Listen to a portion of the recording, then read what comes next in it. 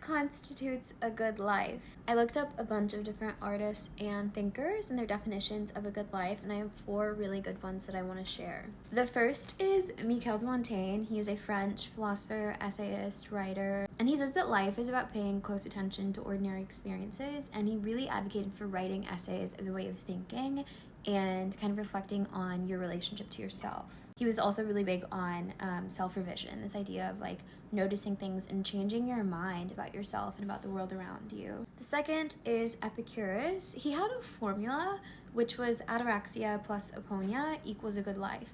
Ataraxia is freedom from anxiety, aponia is freedom from physical pain. He was also really wary of desires, and he divided them into 3 types: natural and necessary ones, material but unnecessary ones, and vain ones. So like you need a place to sleep, you need food, you don't need like luxury things, but you maybe want them, and then the vain desires are like fame and power and things like that. So he thought you should audit your desires relentlessly and you should live surrounded by friends, because he really believed in like friends for happiness and a good life. My third is Miss Toni Morrison. Love Toni Morrison. She wrote a lot about memory and community and refusing to be defined by an oppressor's gaze. She also wrote a lot about joy as resistance and the importance of like self-authorship and rejecting narratives that other people place onto you. In her Nobel Prize speech, she wrote about language as a moral act, so being like really particular about the way you speak about yourself and the people that you love and the world around you. My fourth and final one is the physicist Richard Feynman. He organized his life around curiosity as a primary value. He resisted honorary status and famously declined being admitted into the National Academy of Sciences.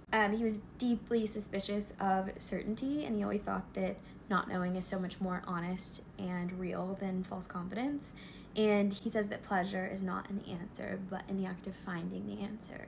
So those are 4 definitions by really cool people about what it means to live a good life. And this was my Hot Literati homework for the Intro to Hot Literati course, which you can find on hotliterati.com.